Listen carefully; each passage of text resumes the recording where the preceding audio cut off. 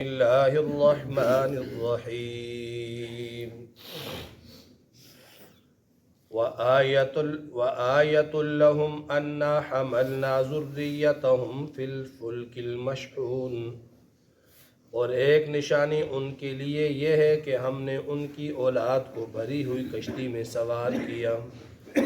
وَخَلَقْنَا لَهُم مِّن مِّثْلِهِ مَا يَرْكَبُونَ، اور ہم نے ان کے لیے کشتی ہی جیسی ایسی چیزیں پیدا کی جن پر یہ لوگ سوار ہوتے ہیں۔ وَإِن نَّشَأْ نُغْرِقْهُمْ فَلَا صَرِيخَ لَهُمْ وَلَا هُمْ يُنقَذُونَ، اور اگر ہم چاہیں تو ان کو غرق کر دیں، پھر نہ کوئی ان کا فریاد رس ہو اور نہ کوئی ان کو نکالنے والا ہو۔ إِلَّا رَحْمَةً مِّنَّا وَمَتَاعًا إِلَىٰ حِينٍ، مگر یہ ہماری مہربانی ہے، ان کو ایک وقت معین تک کا فائدہ دینا ہے۔ وَإِذَا قِيلَ لَهُمُ اتَّقُوا مَا بَيْنَ أَيْدِيكُمْ وَمَا خَلْفَكُمْ لَعَلَّكُمْ تُرْحَمُونَ، اور جب ان لوگوں سے کہا جاتا ہے کہ تم لوگ اس عذاب سے ڈرو جو تمہارے سامنے اور جو تمہارے پیچھے ہے، لَعَلَّكُمْ تُرْحَمُونَ، تاکہ تم پر رحم کیا جائے۔ وَمَا تَأْتِيهِم مِّنْ آيَةٍ مِّنْ آيَاتِ رَبِّهِمْ إِلَّا كَانُوا عَنْهَا مُعْرِضِينَ، اور ان کے رب کی آیتوں میں سے کوئی آیت بھی ان کے پاس ایسی نہیں آئی جس سے انہوں نے منہ نہ پھیرا ہو۔ وَإِذَا قِيلَ لَهُمْ أَنفِقُوا مِمَّا رَزَقَكُمُ اللَّهُ، اور جب ان سے کہا جاتا ہے کہ اللہ نے جو کچھ تم کو دیا ہے اس میں سے خرچ کرو، قَالَ الَّذِينَ كَفَرُوا لِلَّذِينَ آمَنُوا، تو کافر لوگ مسلمانوں سے یہ کہتے ہیں، أَنُطْعِمُ مَن لَّوْ يَشَاءُ اللَّهُ أَطْعَمَهُ، کہ کیا ہم ایسے لوگوں کو کھانے کو دے جن کو اگر خدا چاہتا تو کھانے کو دے دیتا۔ ان انتم الا فی ضلال مبین، تم صریح گمراہی کے اندر پڑے ہو۔ کل کے درس میں بھی اللہ تعالیٰ کی قدرت کی نشانیاں، قدرت کے مظاہر بیان ہوئے، اور آج کی ان آیات میں بھی اللہ تعالیٰ نے اپنی قدرت کی نشانیوں کو بیان کیا۔ اللہ اکبر۔ فرمایا وَآیَةٌ لَهُمْ أَنَّا حَمَلْنَا ذُرِّيَّتَهُمْ فِي الْفُلْكِ الْمَشْحُونِ، اور اللہ کی اور نشانیوں میں سے ایک نشانی یہ ہے کہ اس نے ان کی اولاد کو بھری کشتی میں سوار کیا۔ فلک کہتے ہیں کشتی کو، ذریت اولاد کو، اور حملنا سوار کرنا، اٹھانا۔ ہم نے ان کی اولاد کو بھری کشتی میں سوار کیا، تو یہ اللہ کی قدرت کی بڑی نشانی ہے۔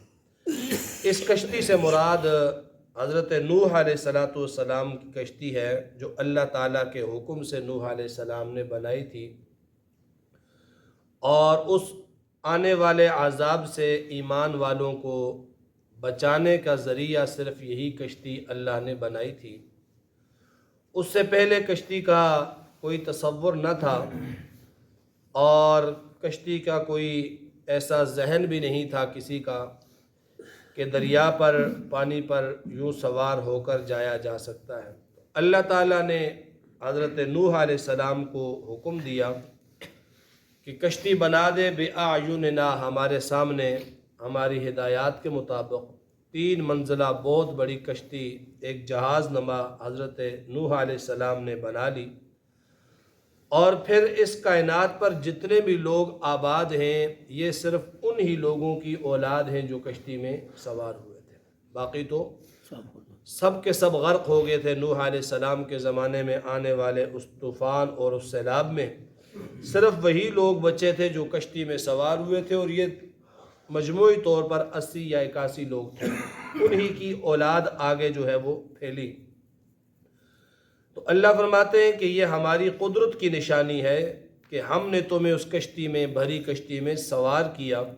وَخَلَقْنَا لَهُم مِّن مِّثْلِهِ مَا يَرْكَبُونَ، اور ہم نے ان کے لیے کشتی ہی جیسی ایسی بہت ساری چیزیں پیدا کیں، بہت ساری سواریاں بنائیں۔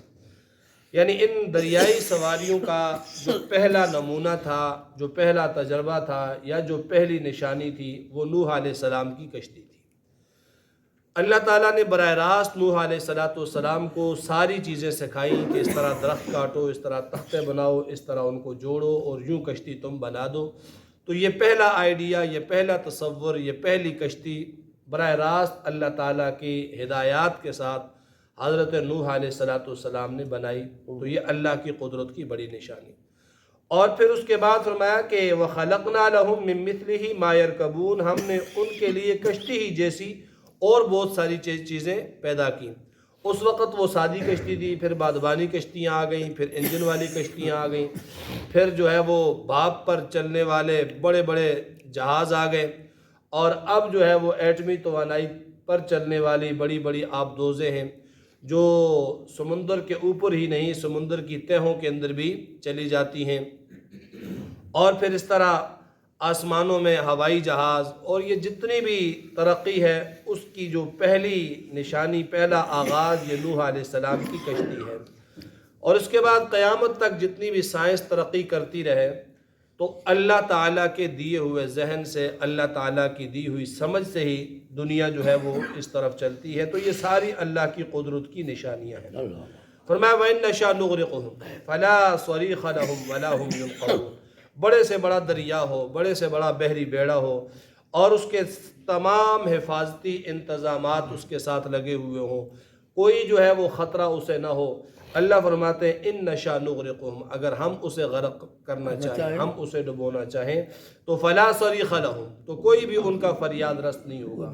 ٹائٹینک بڑا مشہور ہے، یہ بنایا تھا جب تو اس کے بنانے والے نے اس پر اتنی محنت کرنے کے بعد اس نے اتنے یقین سے یہ چیلنج کیا تھا کہ اب اس کو خدا بھی نہیں توڑ سکتا۔ یہ اس نے چیلنج کیا تھا کہ میں نے اس کو ایسا بنایا ہے، ایسے انتظامات اس کے اندر رکھے ہیں کہ کوئی خدا بھی چاہے تو اسے توڑ نہیں سکتا، ڈبو نہیں سکتا۔ تو پہلی ہی اپنے اس سفر میں، پہلی ہی سفر میں منزل تک پہنچنے سے پہلے وہ غرق ہو گیا، اور جو ہے وہ ابھی تک وہ معمہ بنا ہوا ہے۔ فرمایا وَإِن نَّشَأْ نُغْرِقْهُمْ، اگر ہم چاہے غرق کرنا تو فلا صریخ لہم، کوئی ان کا فریاد رس نہیں ہوگا، وَلَا هُمْ يُنْقَذُونَ، اور کوئی خلاصی دینے والا نہیں ہوگا، بچانے والا نہیں ہوگا، الا رحمتا منا، الا رحمتا منا، مگر یہ ہماری مہربانی ہے، ومتاعا الی حین، اور ایک وقت معینہ تک۔ وَإِذَا قِيلَ لَهُمُ اتَّقُوا مَا بَيْنَ أَيْدِيكُمْ وَمَا خَلْفَكُمْ لَعَلَّكُمْ تُرْحَمُونَ، اور جب ان لوگوں سے کہا جاتا ہے کہ تم اس عذاب سے ڈرو جو تمہارے سامنے ہے، جو تمہارے پیچھے ہے، اس عذاب سے ڈرو تو لعلکم ترحمون، تاکہ تم پر رحم کیا جائے۔ اور جہاں پر تقوی ہوتا ہے، ڈر ہوتا ہے، اللہ رحم کرتے ہیں۔ وما تأتیہم من آیت من آیات ربہم، فرمایا ان لوگوں کی حالت یہ ہے کہ اللہ کی جتنی نشانیاں ان کے پاس آئیں، جتنی آیتیں ان کے پاس آئیں، الا کانوا عنہا معرضین، انہوں نے اس سے اعراض کیا، منہ پھیرا، اللہ کی ان قدرت کی نشانیوں سے سبق حاصل نہیں کیا۔ وَإِذَا قِيلَ لَهُمْ أَنفِقُوا مِمَّا رَزَقَكُمُ اللَّهُ، فرمایا جب انہیں کہا جاتا ہے کہ اللہ کے دیے ہوئے رزق میں سے، اللہ کے دیے ہوئے مال میں سے تم اللہ کے راستے میں خرچ کرو، تو ہونا تو یہ چاہیے کہ وہ لوگ خرچ کریں، لیکن وہ لوگ جو اللہ کو مانتے ہی نہیں ہیں وہ کیا کہتے ہیں، أَنُطْعِمُ مَن لَّوْ يَشَاءُ اللَّهُ أَطْعَمَهُ، ہم ایسے لوگوں کو کیوں کھلائیں جن کو اگر اللہ چاہتا تو اچھا کھلاتا، لیکن اللہ نے نہیں کھلایا تو ہم کون ہیں کھلانے والے۔ یعنی اللہ تعالیٰ کے حکم کے اندر یہ لوگ آگے سے تعویلیں کرتے ہیں کہ اگر یہ اس قابل ہوتے تو اللہ کھلاتا، ہم کیوں کھلائیں۔ یہ اللہ تعالیٰ کا ایک نظام ہے، کسی کو دے کے آزماتا ہے، کسی سے لے کے آزماتا ہے، کوئی غریب ہے، کوئی امیر ہے، اسی طرح یہ نظام چلتا ہے۔ فرمایا ان انتم الا فی ضلال مبین، یہ لوگ بڑی غلطی میں۔ وَيَقُولُونَ مَتَىٰ هَٰذَا الْوَعْدُ، اور پھر یہ اعتراض کرتے ہیں اللہ کی یہ ساری نشانیاں دیکھنے کے بعد بھی کہ وہ قیامت کا دن جس سے تم ڈرا رہے ہو وہ کب آئے گا۔ مَتَىٰ هَٰذَا الْوَعْدُ، وہ وعدے کا دن کب آئے گا، دکھا دو ہمیں، ان کنتم صادقین، اگر تم سچے ہو۔ اللہ فرماتے ما ينظرون الا صیحة واحدة، یہ لوگ بس ایک سخت آواز کے منتظر ہیں، تاخذهم وهم یخصمون، آ پکڑے گی وہ آواز ان کو، وہ سورہ اسرافیل ہے، وہ آ پکڑے گا اور یہ جھگڑے ہی کرتے رہیں گے۔ فلا یستطیعون توصیۃ، وہ قیامت اتنی اچانک آئے گی کسی کو وصیت کرنے کی مہلت نہیں ملے گی۔ ولا الی اہلہم یرجعون، اور نہ کوئی لوٹ کر اپنے گھر کو آ سکے گا۔ اللہ